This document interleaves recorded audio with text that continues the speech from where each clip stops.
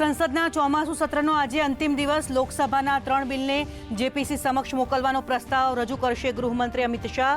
CM પીએમને હટાવવા માટેના નિયમોને સામેલ કરતું બિલ પણ સમાવિષ્ટ। તો રાજ્યસભામાં ઓનલાઈન ગેમિંગ બિલ રજૂ થવાની સંભાવના।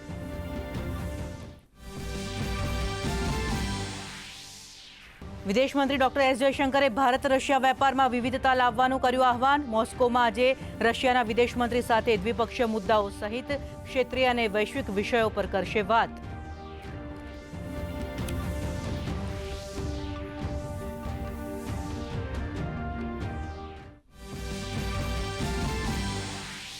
દિલ્હીના મુખ્યમંત્રી રેખા ગુપ્તા ઉપર હુમલા બાદ સુરક્ષા વ્યવસ્થામાં કરાયો વધારો। જેનું સુનાવણી પહેલા કરાશે વેરિફિકેશન। હુમલાનો આરોપી 5 દિવસના પોલીસ રિમાન્ડ પર।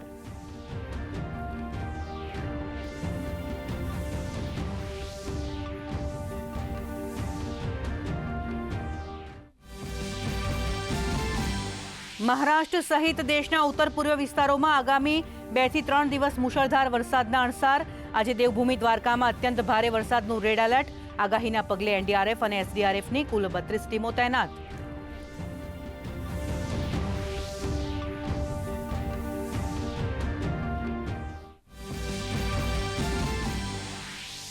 હવામાન વિભાગની આગાહી વચ્ચે મેઘરાજાએ દેવભૂમિ દ્વારકા જિલ્લાને ગમરોળ્યું। જામ કલ્યાણપુર તાલુકાના ભોગાત ગામે પીજીવીસીએલનું સબસ્ટેશન પાણીમાં ગરકાવ। અનેક ગ્રામ્ય વિસ્તારો પાણીથી તરબતોર।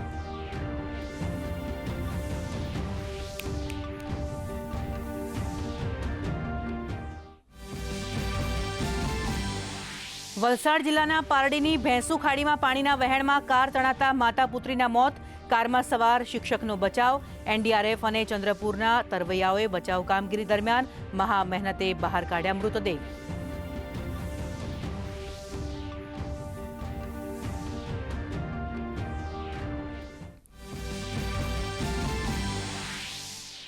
ભારે વરસાદને પગલે રાજ્યના જળાશયોમાં પાણીની ભરપૂર આવક। અમરેલીનો ઠેબી ડેમ પૂર્ણ સપાટીએ ભરાયો। હડફ ડેમમાંથી છોડાયું 410 ક્યુસેક પાણી। ઉપરવાસમાં ભારે વરસાદને પગલે તાપીમાં ઉકાઈ ડેમના 9 ગેટ ખોલાયા। 64 ડેમ હાઈ એલર્ટ ઉપર। નીચાણવાળા વિસ્તારોને કરાયા સાવચેત।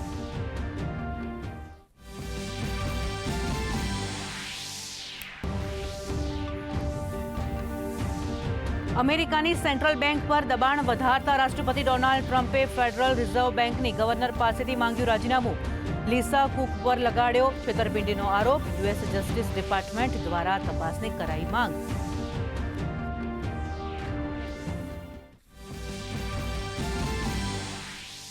સપ્તાહના ચોથા કારોબારમાં ભારતીય શેર બજારમાં મજબૂત શરૂઆત।